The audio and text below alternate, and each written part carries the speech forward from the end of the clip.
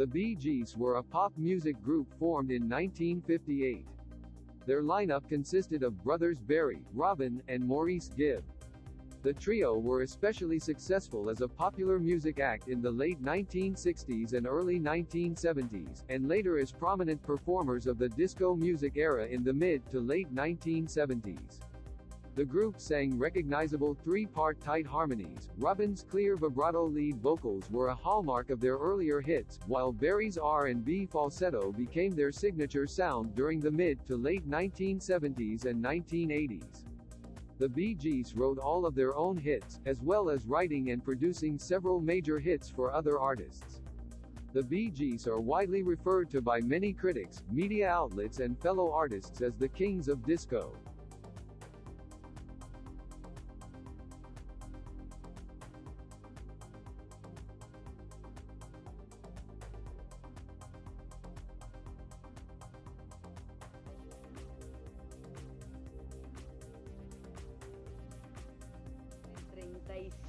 Años de carrera y siguen aquí parados y muy bien parados. It's great to be here. Thank you. This is from Mexico, and my first question is, I was reading, everything they've written about you lately, and it's amazing. It's 35 years, and I mean, there's not many groups from the rock era that are still here, and as well as you're doing. It's amazing. I mean, when I was reading the amount of songs, the amount of records you've sold, what is the secret? I mean, it's 35 years after New Millennium, and Bee Gees is still here. I don't think we have it. I don't think there is a secret. No, I just think there is, but I'm keeping it. Yes. No wonder I never It's really knew. corny, but we love music, and that's really it. There isn't any real trick to it. We've always loved music, and we'll go on presenting music, no matter how old we get. So at this age is a good age for us.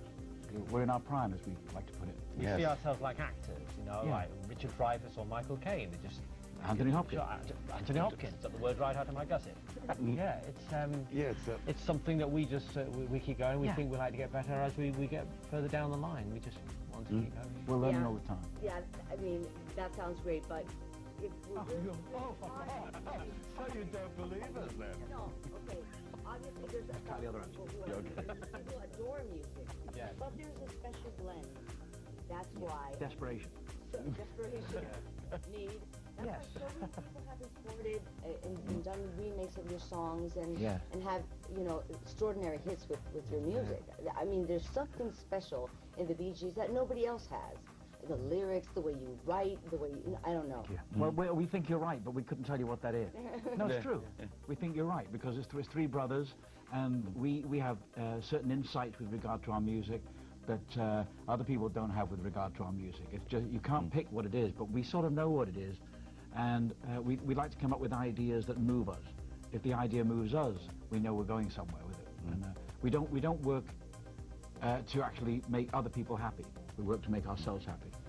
This is where I came in. I mean, the title is very self-descriptive, but it's so refreshing, it's so new, but it's yet so you, so back to the roots. What does this album represent?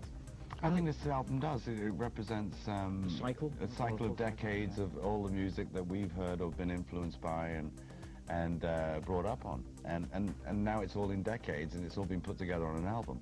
And the thing about doing this album is that we also recorded it like we did during that time of the late 60s and so forth in England, and it was very acoustic, it was very natural sounding and not overproduced, and a lot of things happening. Yeah, but we also cut songs individually. Yeah, I know, right? Each one went off. Yeah. Right, we wrote like 4 We like to approach, Tell me the process. How did you decide, okay, this is what we're going to do, Well, having made as many albums as we've made, we needed that. How do we go into a new album? We can't just do the same, we can't use the same feelings and the same attitude and even the same room. Let's the three of us get some self-expression. Let's each of us do something individually and then do 4 songs together. And that will give us a refreshing, a new sort of feeling. So you're always looking for that every album. You see, the Volkswagen van you had at the beginning, and you see the portrait of your mom, and it's like all going back to the roots. How important is simplicity? How important Very important. It's very important. Less is sometimes a lot more. So it's, well, we've worked with different people over the years, even different producers on the last album. We had 6 different producers. So this one, we know that we've learned a lot. And we're being producers ourselves. That's the nice thing, we produced this album. Yeah, and we knew what we wanted. We knew what because we already knew what we were doing. Knew that we were getting weary of other people telling us what they wanted. Yeah. So. And we really knew all the time. We just needed reassuring. And making this album was part of that adventure too. So it showed in each other's individual work. So that's why it's so diverse, because when we came together, not one of us knew what the other ones were doing. But also our fans get a feel now for each brother. They get a feel for what each brother does and the character of each brother, personality. And we've never done that before. So it sort of worked in different ways. So you sat down, you had, I don't know, over 25, 30 songs, whatever. No. How do you narrow it down to 14, or how did it happen? Well, we sort of all sat down and got ideas. A bunch of us actually got a bunch of ideas that Robin took an idea from, or if I would take an idea just had from. ideas, yeah. But then ended up either rewriting them or doing something different. And we just, I think being that left alone for that time, and we didn't have any limit on anything, you know. No, well, you're only allowed nobody a month looking over your shoulder all the time. You know, and just create, just do what you wanted to do, you know. And we already knew we were doing everything together with all the other stuff, so it was no like we were all running off doing solo stuff. No, but we were curious. What would each of us do if we had our own way? You know, and it's worked out for us. It's worked out in the way you said. It's everything on the album is different. Now tell me something.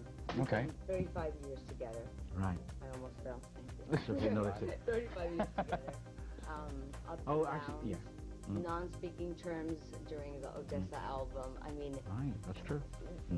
how do you manage to keep on flowing, respecting each other's individuality, and still be a whole? You see, that's such an hard question to I have answer. no idea. Because we're brothers. There's no technical kind of answer or cut and dry answer to that, except that we just enjoy what we do. We just have fun, Yeah. and some things are more fun than others, and if it's not fun, we don't do it, we'll do something else.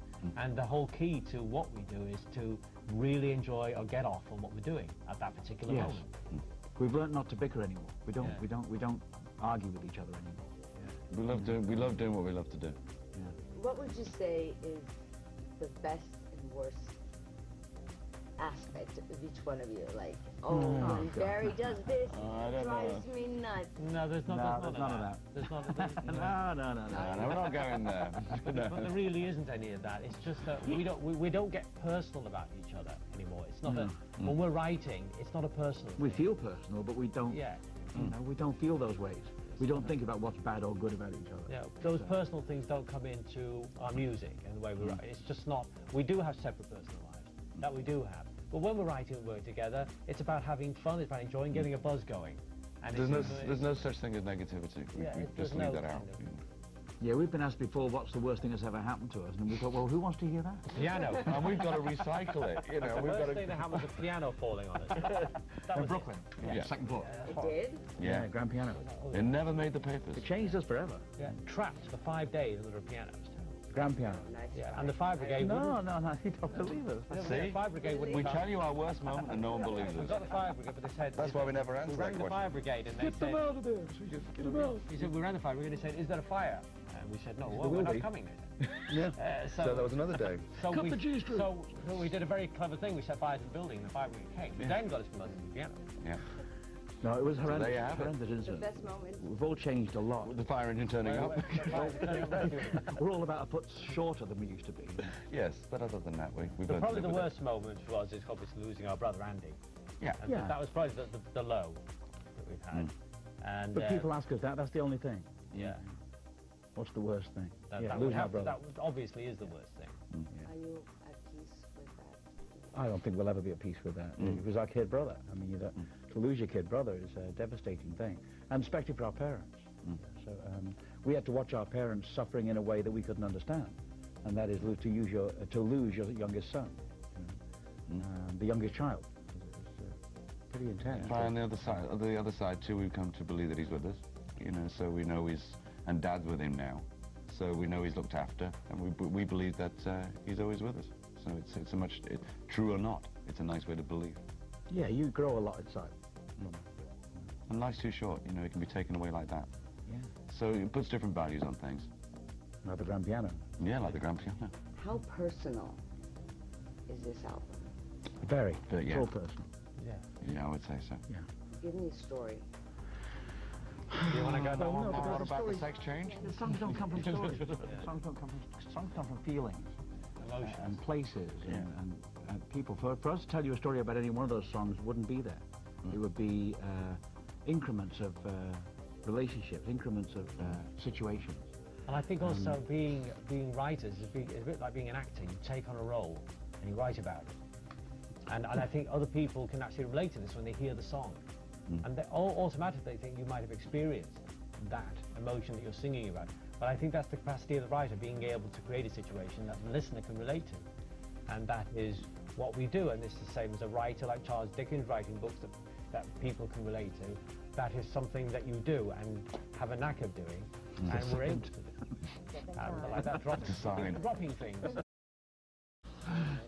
Yeah, but I mean, if I don't write, No, but if I did, I guess it all comes from the heart. Yeah. That's right. It comes from personal. You wouldn't be able to give someone a story. You just be able to, all you can say is, well, it just comes from there, and there's no explanation for it. One thing is for certain. But it is personal. The situations that we do write about do happen to people, and they are real.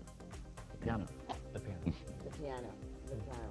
The extra mile. Saved by its legs. What was that inspired of? The extra mile. The extra think mile when was we were running out of gas, wasn't it? No, the extra mile was written to the Olympic Games. Yes. Because we thought we were going to do the Olympic Games. Yeah. And then when we found out we weren't doing the Olympic Games, we thought, well, let's keep the song. They said we couldn't run. Because we couldn't They run. wouldn't let us run And you it. can't sing and run at the same time. You, Yes. They So said you've they could- always gone the extra mile. Yeah, there's also a bit of a moral thing there too. Yeah, we've always gone that extra mile in everything we've done. Yeah, see, it's what you read into it. I've been up all night. You've been counting all I night. mean, haven't you? it's You have amazing been up all the night. amount of remakes. I That's mean, surprising you've to us written- too. Yeah, you've written things for Diane Warwick, which is, you know, Heartbreaker is Right, one right. of my favorite Yes, yes. songs. And Diana Ross, Right. and Barbra Michael Jackson. Streisand, Who did you say? Barbra Streisand, Barbra Oh, yeah. Streisand, Kenny Rogers, Dolly. Diana Dolly. Ross, Yeah, Chain Reaction, yeah, Yeah.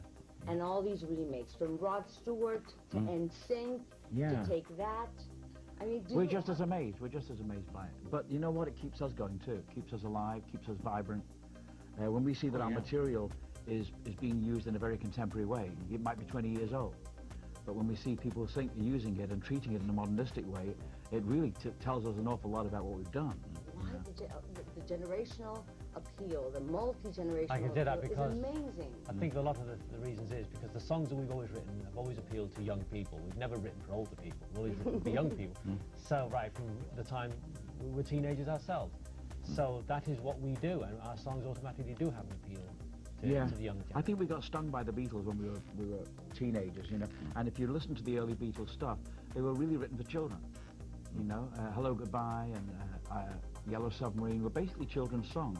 They had legitimate social meanings to them, but they were really children's songs. Nursery rhyme. Yeah. And so we were bitten by that at the same time. We thought the only way to go is to be completely imaginative and to think in terms of what a child might think when a child hears your song, and not always older people. Yeah. And it still seems to ring true today. People love things that set their imaginations off. Well, obviously you have a very loyal fan base. I mean, I'm 33. I grew up with Right. the That's okay. That soundtrack. the movie, right? Right, Saturday right, Night right. Fever. Yeah. Right. And but I mean, I just outside the valet guys. He's like 18, and oh, you're gonna go interview the Bee Gees. I mean, Yeah, it's there's really- no generational gap when it comes. It doesn't to seem you to guys. be. There's probably one there, but with the, you know. Yeah, we left him outside too. There is probably one we don't talk about. Yes. I wonder. I was thinking this morning at the hotel. Do you authorize all the remakes? No, we have no control over that. Absolutely No, they, no control. but usually out of respect, they send it to us before they release them to get Just as they release it. Just one day before the release, so we can't do anything about it. Yeah, there must be one that you said, God, they destroyed this song. You know, How could they? as writers- Please, Oh, please. Robbie Williams, I started a joke. Yeah. That was bad. I think that was pretty willful. I mean, somebody willfully trying to destroy one of our songs. And there's no way he can ever say, I just wanted to do a different version, because he didn't do any version at all. So that's the only criticism we have of any covers of our songs. And we don't even know Robbie. He's probably a lovely guy. So watches television all the time. Your favorite that it was like, Well, it's, That that's a sounds particular. better than That us. particular. Oh, well, no. Our favorite would still be Broken Heart by Al Green. By Al Yeah. Green, Yeah, then we were blown away when Elvis did words. You know, So, We're always flattered by who's doing the song. yeah, I mean, as writers, I mean, you have to. people have done our songs out of respect, not to take the mick. You know, it's been done out of respect. So you can't really turn around and say, oh, you can't release that because it's not a good version or something. You know, we're always flattered that anyone doesn't. We are. We're flattered tremendously. And as writers, I think anybody in our position would be blown away with what's happening with their songs. The older songs, reliving the success they had before. Yeah. 20 years later, that's an amazing thing. Islands in the Stream became Ghetto Superstar. And we just thought, well, what's that all about? Yeah. What are you gonna do? You can't. You can't. No, we liked it. Yeah. What's your kids say? I mean, What do our kids say? Get out of the way. Daddy, Get out of the way. Yeah. Can I borrow the keys to the car? Give us some money. what do they think about their music? I mean, I think they're proud of their parents. I think Yeah, they're proud of their fathers. I think that's true. When you see them, yeah. Yeah, but they No, perceive they us think as we're mum cool. and mum and dad and does this and dad does that. They don't really see us as other people see us, so it's hard to We're them. still parents, so it's not. You can't be a BG at home. It doesn't work. No, it doesn't. no, I know. He gets hit with a John Travolta picture. What do you think of the music today? Because, you know, before groups, artists were so complete like you guys. You produce, you write, you compose, you sing, multi-talented.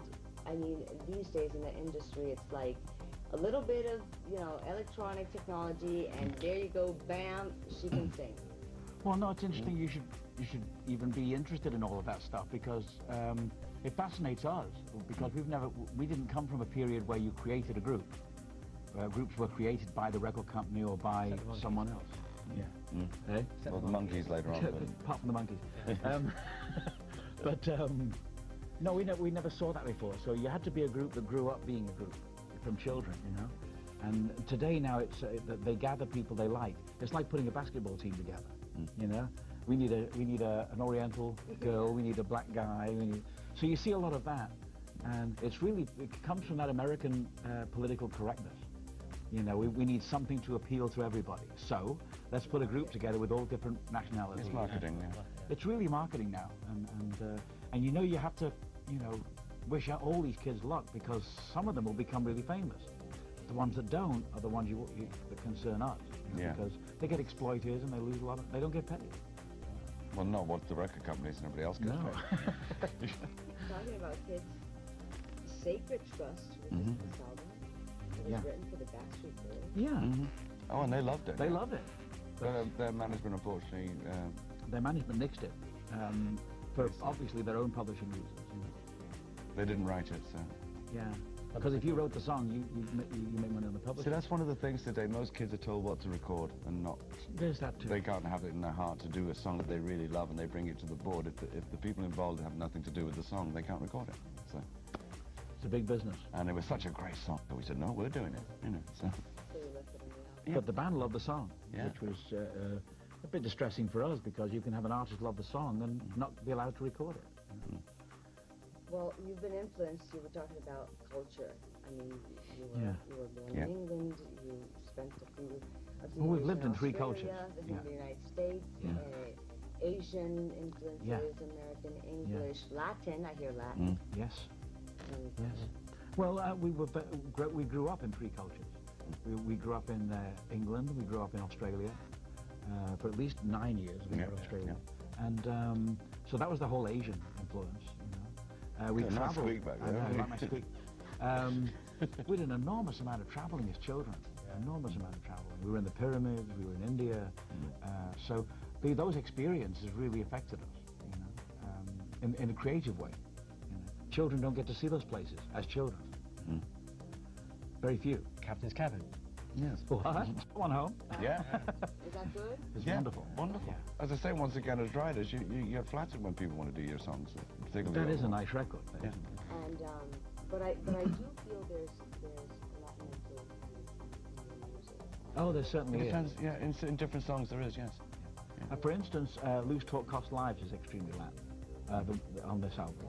And I'd love to hear Julio do it. I'd love to hear someone do it that's... Will you listen? Yeah.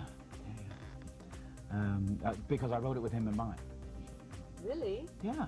See, you don't tell me those stories. You didn't ask. No, we've written loads of songs with Julio in mind. It's just Julio doesn't know about it. Well, A song with Julio in mind? yeah, of course. Well, I know Julio quite well, so he sort of rubbed off on me at some point. Beg your pardon? I wouldn't make that comment. See, I didn't know that. We're all friends and neighbours, so... know that. Yeah.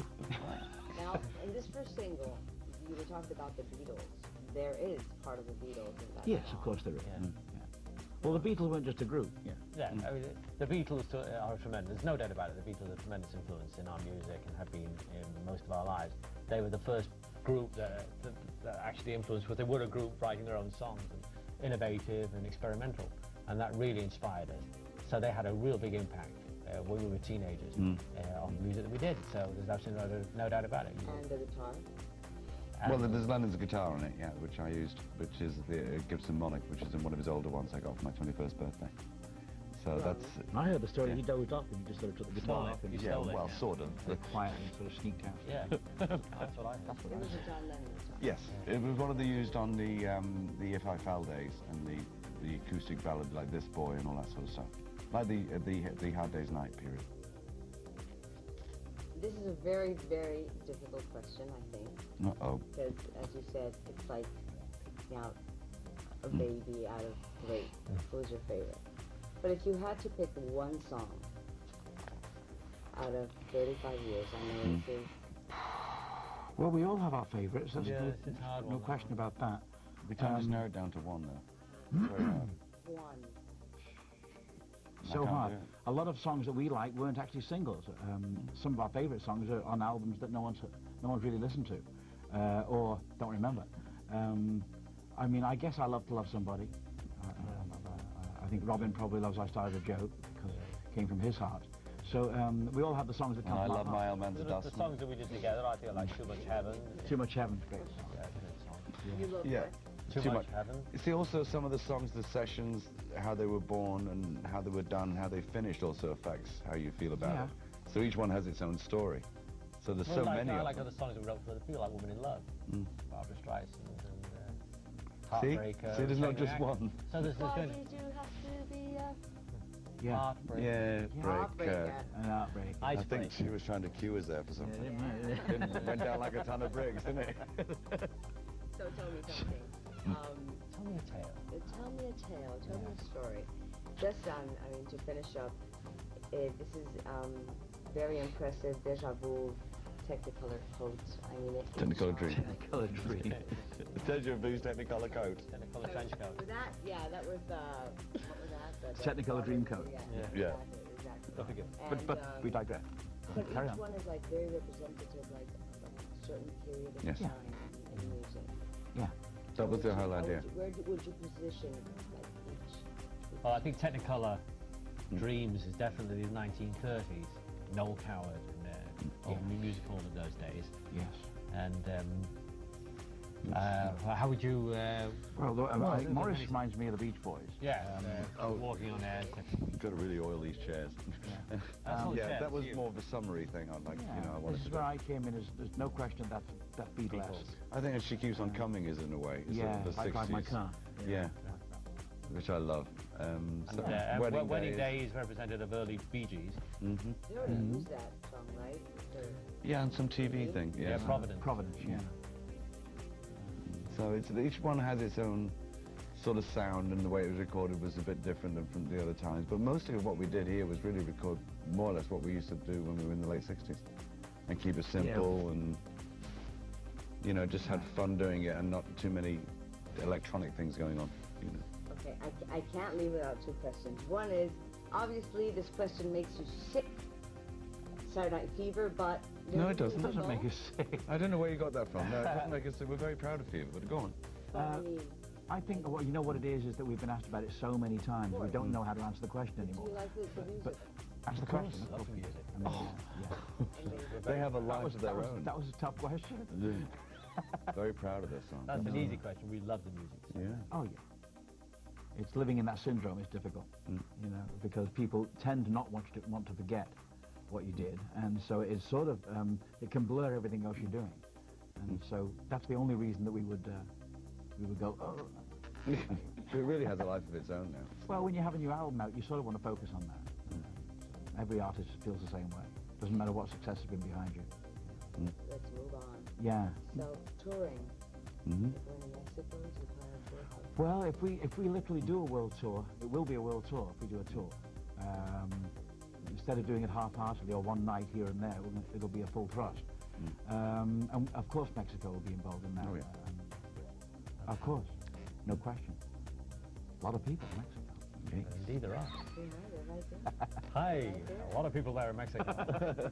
You in particular. You there, sitting there, scratching your ball. I mean, yeah. How dare you? How dare you? Thank you very much. The best Thank you, love. Thank you. Thank you very much. We really hope to see you soon. Thank Look forward to that. Y viva los Bee Gees. No, Viva los Bee Gees. Do you speak Spanish? not now. I mean, in Viva, Miami, you have to speak viva Spanish. la Bee Gees. Viva los Bee Gees. You love Bee Gees. No entiende. No entiende. Or has anyone seen my Bee Gees, which I think That's is it. loosely Ah, no translation. Where is my Oscar? Nosotros fuimos a ver un especial. Regresamos con más. Born on the Isle of Man to English parents, the Gibb brothers lived in Chorlton, Manchester, England until the late 1950s. There, in 1955, they formed the skiffle rock and roll group the Rattlesnakes. The family then moved to Redcliffe, in the Moreton Bay region, Queensland, Australia, and then to Crib Island. After achieving their first chart success in Australia as the Bee Gees with Spicks and Specks, their 12th single, they returned to the UK in January 1967, when producer Robert Stigwood began promoting them to a worldwide audience. The Bee Gees have sold over 120 million records worldwide, making them one of the world's best-selling artists of all time. Several sources, including Billboard, list the sales figures as high as 220 million. They were inducted into the Rock and Roll Hall of Fame in 1997. The presenter of the award to Britain's first family of harmony was Brian Wilson, historical frontman of the Beach Boys, another family act featuring three harmonizing brothers. The Bee Gees Hall of Fame citation says, only Elvis Presley, the Beatles, Michael Jackson, Garth Brooks and Paul McCartney have outsold the Bee Gees. The Bee Gees are the third most successful band in Billboard charts history after the Beatles and the Supremes. Following Maurice's death in January 2003 at the age of 53, Barry and Robin retired the group's name after 45 years of activity. In 2009, Robin announced that he and Barry had agreed the Bee Gees would reform and perform again. Robin died in May 2012, aged 62, after a prolonged struggle with cancer and other health problems, leaving Barry as the only surviving member of the group. Born on the Isle of Man during the 1940s, the Gibb brothers moved to their father Hugh Gibb's hometown of Chorlton-cum-Hardy, Manchester, England in 1955. They formed a skiffle rock and roll group, the Rattlesnakes, which consisted of Barry on guitar and vocals, Robin and Maurice on vocals and friends Paul Frost on drums and Kenny Horrocks on tea-chest bass. In December 1957, the boys began to sing in harmony. The story is told that they were going to lip-sync to a record in the local Gaumont cinema, as other children had done on previous weeks, but as they were running to the theater, the fragile shellac 7/8 RPM record broke. The brothers had to sing live and received such a positive response from the audience that they decided to pursue a singing career. In May 1958, the Rattlesnakes were disbanded when Frost and Horrocks left, so the Gibb brothers then formed Wee Johnny Hayes and the Blue Cats, with Barry as Johnny Hayes. In August 1958, the Gibb family, including older sister Leslie and infant brother Andy, emigrated to Redcliffe, just northeast of Brisbane in Queensland, Australia. The young brothers began performing to raise pocket money. They were introduced to Brisbane radio presenter jockey Bill Gates by Speedway promoter and driver Bill Good, who had hired the brothers to entertain the crowd at the Redcliffe Speedway in 1960. The crowd at the Speedway would throw money onto the track for the boys, who generally performed during the interval of meetings, usually on the back of a truck that drove around the track, and, in a deal with Good, any money they collected from the crowd they were allowed to keep. Gates renamed them the Bee Gees, later changed to Bee Gees, after his, Good's and Barry Gibb's initials.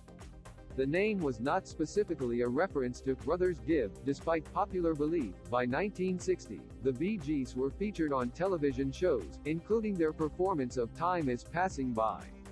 In the next few years they began working regularly at resorts on the Queensland coast. For his songwriting, Berry sparked the interest of Australian star Colonel Joy, who helped them get a recording deal in 1963 with Festival Records subsidiary Leiden Records, under the name Bee Gees. The three released 2 or 3 singles a year, while Berry supplied additional songs to other Australian artists. In 1962, the Bee Gees were chosen as the supporting act for Chubby Checker's concert at the Sydney Stadium. From 1963 to 1966, the Gibb family lived at 171 Bunurong Road, Maroubra, in Sydney. Just prior to his death, Robin Gibb recorded the song, Sydney, about the brothers' experience of living in that city. It was released on his posthumous album 50 St. Catherine's Drive. The house was demolished in 2016.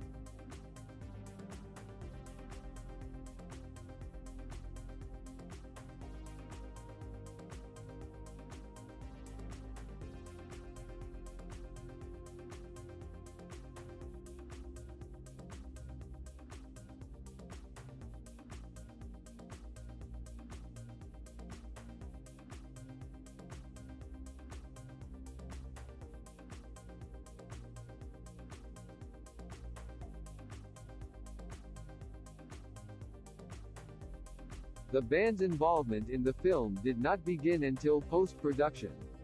As John Travolta asserted, the Bee Gees weren't even involved in the movie in the beginning.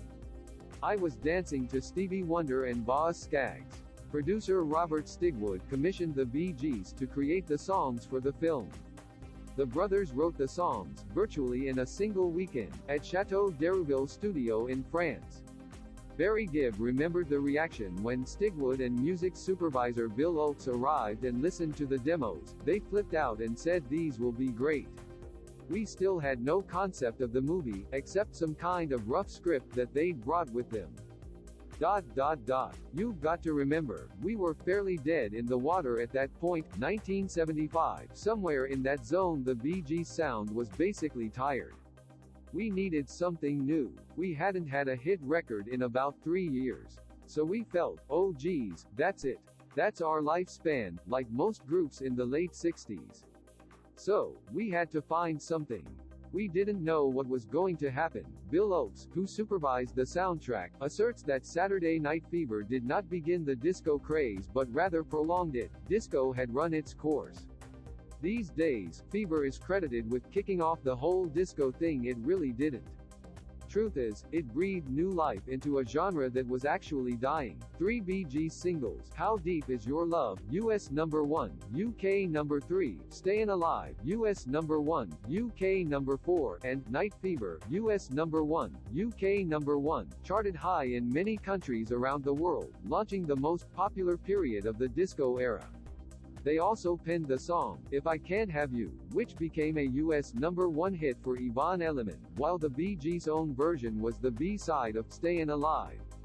Such was the popularity of Saturday Night Fever that two different versions of the song, More Than a Woman, received airplay, one by the Bee Gees, which was relegated to an album track, and another by Tavares, which was the hit. During a 9-month period beginning in the Christmas season of 1977, 7 songs written by the brothers held the #1 position on the U.S. charts for 27 of 37 consecutive weeks, 3 of their own releases, 2 for brother Andy Gibb, the Yvonne Elliman single, and Grease, performed by Frankie Valli. Fueled by the film's success, the soundtrack broke multiple industry records, becoming the highest-selling album in recording history to that point.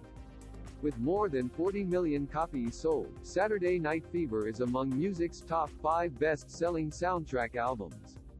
As of 2010, it is calculated as the 4th highest-selling album worldwide. In March 1978, the Bee Gees held the top 2 positions on the U.S. charts with Night Fever and Stayin' Alive, the first time this had happened since the Beatles. On the U.S. Billboard Hot 100 chart for the 25th of March 1978, 5 songs written by the Gibbs were in the U.S. top 10 at the same time: Night Fever, Stayin' Alive, If I Can't Have You, Emotion, and Love Is Thicker Than Water. Such chart dominance had not been seen since April 1964, when the Beatles had all 5 of the top 5 American singles. Barry Gibb became the only songwriter to have 4 consecutive #1 hits in the U.S., breaking the John Lennon and Paul McCartney 1964 record. These songs were Stayin' Alive, Love Is Thicker Than Water, Night Fever, and If I Can't Have You. The Bee Gees won 5 Grammy Awards for Saturday Night Fever over 2 years: Album of the Year, Producer of the Year, with Alfie Galudin and Carl Richardson, 2 awards for Best Pop Performance by a Duo or Group with Vocals, one in 1978 for How Deep Is Your Love, and one in 1979 for Stayin' Alive, and Best Vocal Arrangement for 2 or more voices for Stayin' Alive. During this era, Barry and Robin also wrote Emotion for an old friend, Australian vocalist Samantha Sang, who made it a top 10 hit, with the Bee Gees singing backing vocals. Barry also wrote the title song to the film version of the Broadway musical Grease for Frankie Valli to perform, which went to #1. The Bee Gees also co-starred with Peter Frampton in Robert Stigwood's film Sgt. Pepper's Lonely Hearts Club Band, 1978, loosely inspired by the classic 1967 album by the Beatles. The movie had been heavily promoted prior to release and was expected to enjoy great commercial success. However, it was savaged by film critics as a disjointed mess and ignored by the public. Though some of its tracks charted, the soundtrack too was a high-profile flop. The single, Oh, Darling, credited to Robin Gibb, reached number 15 in the U.S. The Bee Gees' follow-up to Saturday Night Fever was the Spirits Having Flown album.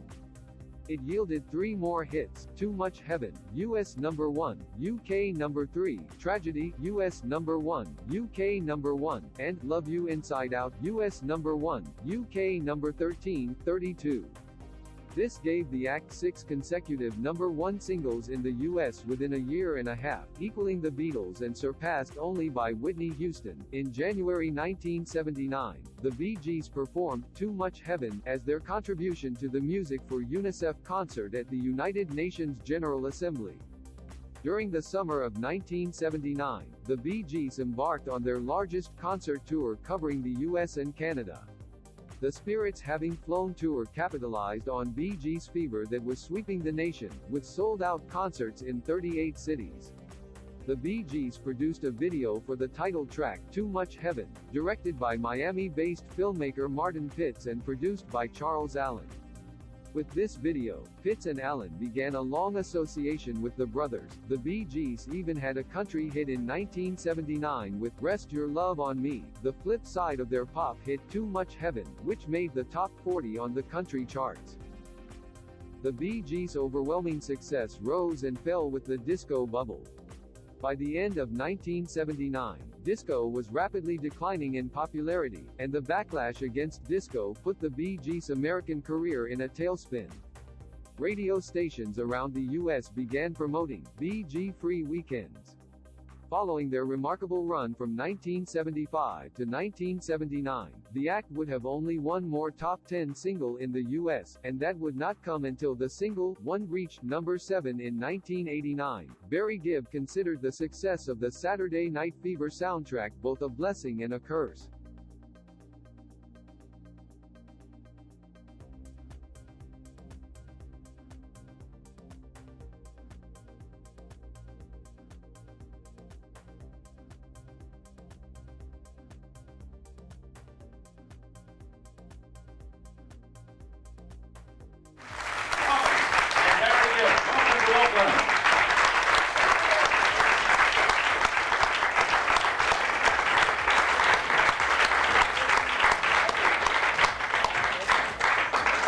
Okay, you can go now. Hello, everybody. Hi. Thanks for coming. Okay, this is a photo opportunity time. Oh, this is photo op. Yes. Still jet lagging a bit.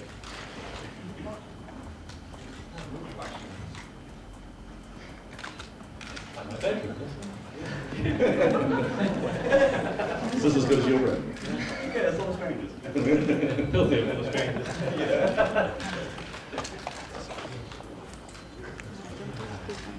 Are we leaning off? What's happening? It's okay.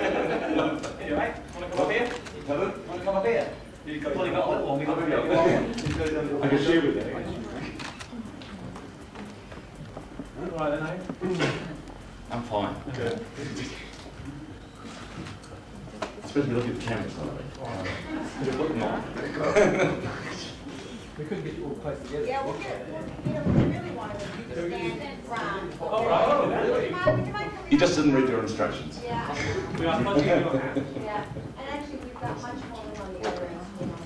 Oh, the way.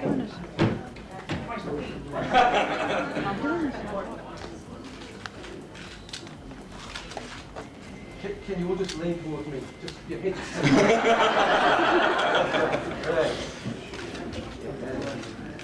That's good. You can be back now.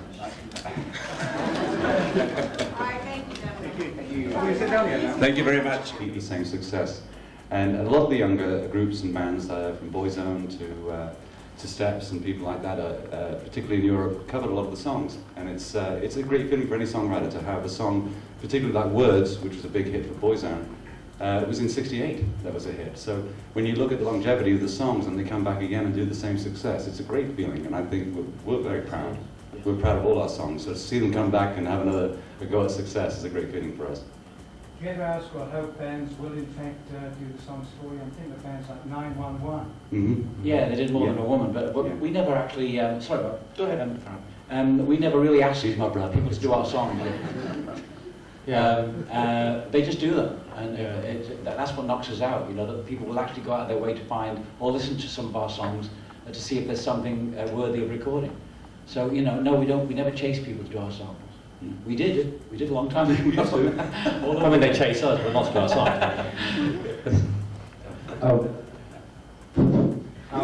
you're on. I don't know the answer to that.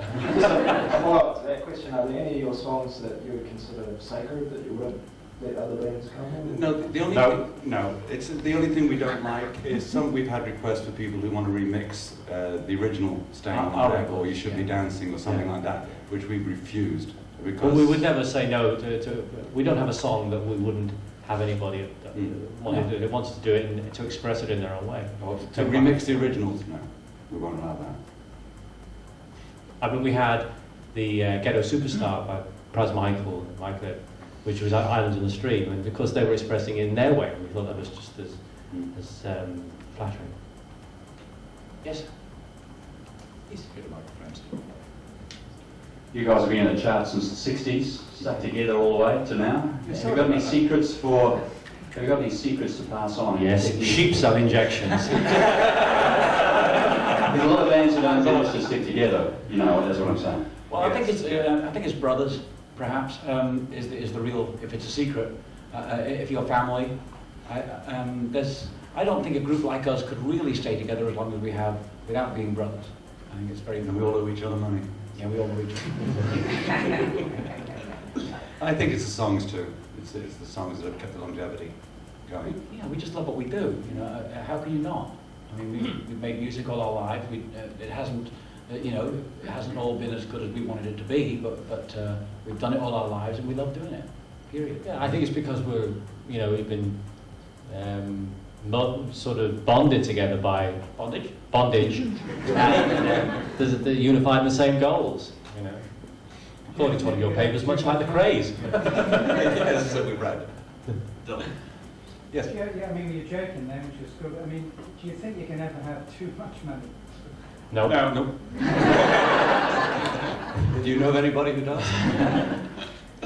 Actually, we're just very fortunate that to have the success and to do what we've been doing for so long. We feel very blessed about It's that. not about money. It's something what we did when we were kids. We just wanted to be liked and our music liked. We never thought about how much money you could earn from it. No one told us we could make any money out of it. We just wanted to We were quite surprised when we found out you could. Yes, sir. John Bridges, Ice TV. Youth of today, off the rails. Music of today, just noise. Your views? I'm sorry. Have you been to the bar? Why not? No, sorry, could you hit us with that again? Is that? Yes. Youth of today, off the rails. Music of today, just noise. Oh, it's a riddle, isn't it? Oh, I see. It's your views. Yeah. Oh, it's a preamble. Music of today, did you say off the rails? No, just noise. Youth off the rails. Youth off the rails. Well, I don't think that's true. I think there's good and bad in all kids. And good. They don't play their songs to you, you know, because you're dad, you know. And I always say to them, you know, let me hear one of the songs, you know, and they don't play them. Thank you. Thank you. Yes, sir. The microphone's coming. One Night Only has done... You got a high voice. That was brilliant! Can you do it again? You couldn't have planned that. You can call it Sue if you like. No, not possible. One Night Only, I believe, has done better in New Zealand than any other country in the world. What do you think that does? What do you think that says about New Zealand audiences? Well, obviously it's a wonderful thing. We're very, very knocked out that the album has done what it has done. And don't forget, this is the area of the world where we grew up. We grew up in Australia, and we grew up with the same kind of mentality as the mayoress described. Wonderful open people, wonderful weather. This is our part of the world. This is the place of our childhood. Is that part of the reason why... I think psychologically it might be. You know. In fact, one of the reasons we lived to move to Miami was because it reminded us of Australia. Yeah. Very much so. Of this part of the world. And this part of the world, because we live on the sea and all that, which we did when we lived in Australia. So it reminded us very much of that, and the weather and everything. We're very Pacific. Is that part of the reason why you picked or chosen to play in Auckland? To be specific or Pacific, yes. The Pacific Ocean. Yes. Be specific. So if it's not money, why is it then you're still going? It's too long. It's been too long since we've been to New Zealand. We wanted to come back. We wanted to play Auckland. And last time, I think, was 74. Christchurch, yes. So since then, I've got a couple of grey beards here, but it's something that we always planned to do. We always wanted to come back and play this part of the world, and New Zealand was definitely part of it. It's a series of one shows, you know, which is one night only, and we're trying to do that in the places that are really important to us emotionally, anywhere in the world, you know. We just haven't done Russia yet. Well, the beauty of it is that we get to spend a lot more time in each place we go to, rather than seeing the hotel, the airport, the gig, the hotel, the airport. Yeah. This time we get a chance to see the culture, absorb the history of the places we go to. And for instance, recently we were in Johannesburg. We'd never played South Africa before, and that was a wonderful experience. But to come back to this part of the world, it's very much like